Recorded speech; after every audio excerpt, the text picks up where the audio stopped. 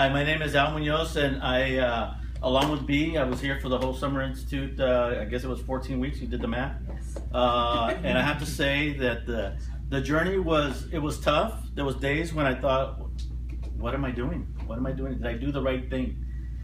But as the time went on, it got easier. It's just one of those things that you have to climb that hill and get over it, and to see that it is totally worth it.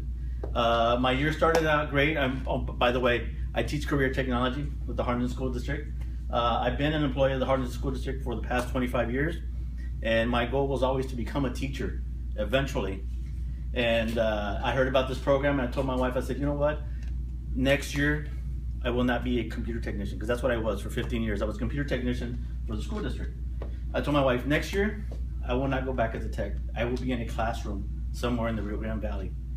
And I got a few interviews. I got called. I got a call from McAllen, one of the McAllen middle schools, and the principal loved what I had to say.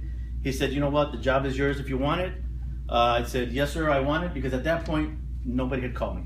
I said, yes, sir, because my goal was, of course, to get into the classroom.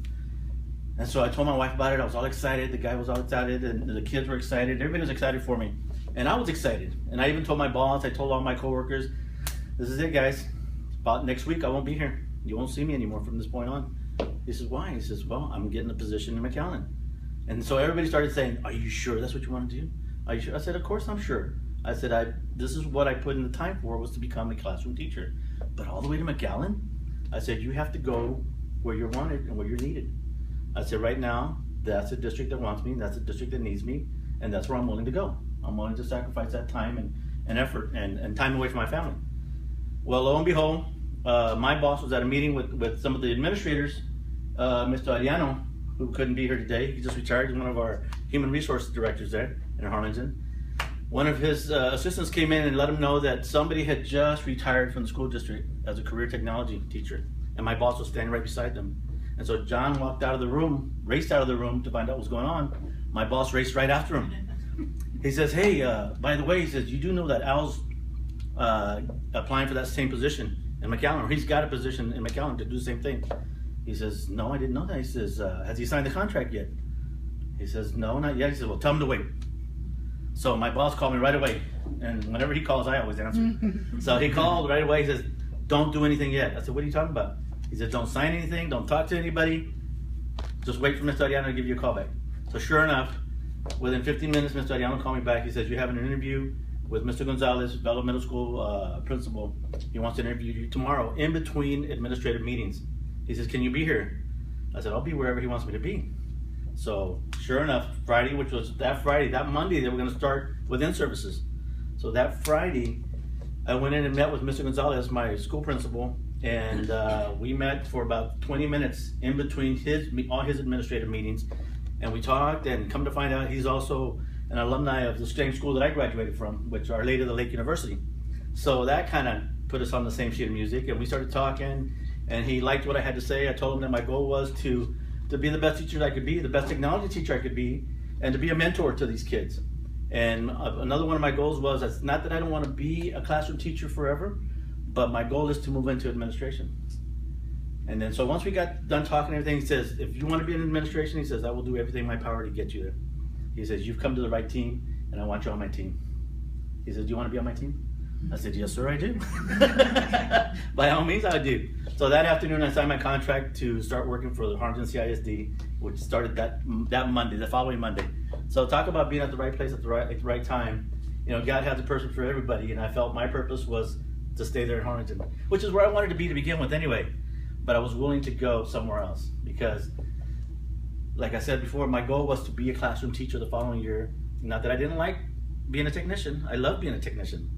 But I wanted to be a mentor to kids because I've always had great mentors no matter what, as a child growing up. I've always told my sons, all my friends, everybody that listens, I tell them, my life has been great. I said, not that I haven't had any pitfalls. I have had pitfalls, but I overlooked those pitfalls. I only looked at the positive side of the house and what I could do to get onto the next level, to get me onto the next level in life. I said, whatever challenges I had, those were not going to be any deterrence to me. If I had an obstacle, I was either going to jump over it or go around it, but I wasn't going to let it keep me back.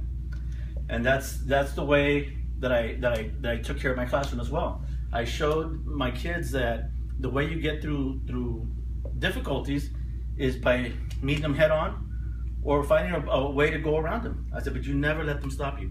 He said, because you can never let anybody tell you that you can't do what you know you want to do. I said, don't ever let anybody kill your dream. I said, because your dream is your most important thing. That's what's going to keep you going. I said, no matter what anybody tells you. And the great thing about my kids is my kids came from all different diversities. There were rich kids in my class. There was very poor kids in my class. There was kids that didn't know where they were going to eat their next meal.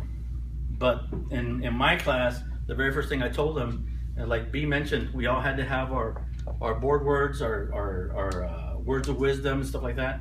We went through the same thing. We went through the same program. Told my kids, this is a safe zone. Nobody will ever judge you in this room. I said, we are all a family. We're all here to help one another. You know, we're not going to be here to put each other down. We're not going to be here to make fun of each other. I said, if we're going to laugh, we're going to laugh together. Okay, if we're going to cry, we're going to cry together. And so they all kind of like looked at me like, wow, okay. So that's the same thing that I took throughout the whole year. And it took them a little bit to get used to, for one, being a male teacher. They were so used to having female teachers. It took them a little while to get used to having a male teacher, and then all of a sudden, within about 3 or 4 weeks, I mean, I couldn't keep them away from my desk. You know, I had to tell them to sit down, relax, you know, because they were all excited to be, because who doesn't want to be in a computer class? Everybody wants to play with computers. So my deal was, all right, no problem, we're going to play with computers. You're going to have fun doing what you're going to do with computers, but you're going to get your work done first, okay? Everybody gets their work done, everybody helps one another out. We all are family, like I said. I said, but if you don't get your work done during the week, your Friday is going to be my time. If your teachers have homework for you to do, if your teachers have extra work for you guys to do, guess what? That's what you're going to do. If you don't produce it here, then you don't get the reward at the end of the week.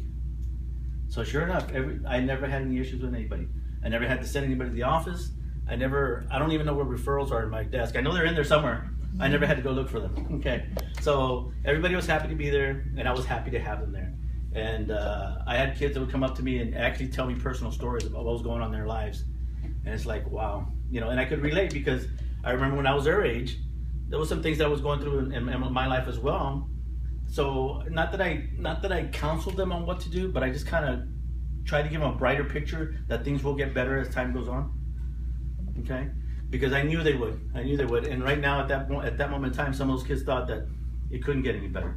But I hope that I gave them a little bit of hope, and I gave them a little bit of light to see that there is a light at the end of that tunnel. Okay, so like I said, I finished my first year. As far as the internship, as far as ACT internship, Ms. Leal and Ms. Winters, it was great. They were both great supervisors. The nice thing about that deal when we did our intern development sessions is that we had 2 groups that worked together. So they meshed both their groups together, and that allowed us to work together, learn from one another, learn from their experiences as well. And so they're 2 very different ladies, but they both had great ideas, great stories to tell us, and they allowed us to tell our own stories as well. And so those sessions weren't easy, because who wants to go to a meeting as soon as you get off of work and say, oh my God, I still got to go do this. But you know what, to tell you the truth, I was telling B earlier, and Dr. Ringer and Dr. Avila, I would have stayed till 10 o'clock. That's how much fun I was having. You know, I don't know how the rest of the interns felt, but I wanted to be at those meetings. I wanted to learn from the rest of the interns. You know, we got to meet some new people, some great people, make some great connections. One of our favorite connections that we like to talk about a lot, because he never likes to stop talking, is Doug. Doug was great. Doug, everybody knows Doug. Doug is awesome. Doug's a teacher in Santa Rosa as well. He's also an intern. But, you know, whenever he would start speaking, and some of us would say, oh my God, somebody please don't ask Doug anything, because Doug will tell you what he's got to say. But even from Doug, we learned a lot. Yeah, Doug was great. So anyway, getting back to the institute itself, I mean, I know there's a lot of online courses going on right now, but I don't think you're getting any benefit out of that. In my opinion, you're not getting any benefits out of that, because you don't have those connections. You're not making that connection with another human being, with your instructors, with your intern fellow classmates and stuff like that. You're not getting the benefit of their experience. As far as online, you're there sitting in front of a class, in front of a computer, and all you're talking to is a computer. You know, you're not interacting with a person. And I don't see how you could possibly learn how to become a teacher that way. I believe you need to have that human connection, because how else are you going to build relationships if you're not meeting and talking and interacting with other folks? Okay? And I think that the most important thing in becoming a teacher and being an effective teacher is learning how to build those relationships with your students. Because if you can't build a relationship with your students, then you're fighting an uphill battle all the way. Okay? So in my personal opinion, the first thing you should try to do is build that personal relationship with the classroom. From that point on, everything else will fall in place. Okay? So I thoroughly enjoyed being here. This was the best decision I could have ever made. Another decision I decided to make was go ahead and continue my education and start working on my master's degree. So Dr. Bringer had advised me against not doing it. Not that she didn't want me to get educated, don't get me wrong. She wanted me to finish this program first. And you know what? That was the best advice she could have given me, because that's true. That would have been too much on one plate. So I'm glad she told me that. I'm glad she pulled back my reins and said, "Whoa, horsey, hold on a second." And I really appreciate everybody's input. Everybody, Dr. Bringer, Dr. Avila, Janie, all the ladies that work here. Mr. Peterson, of course, can't leave him out.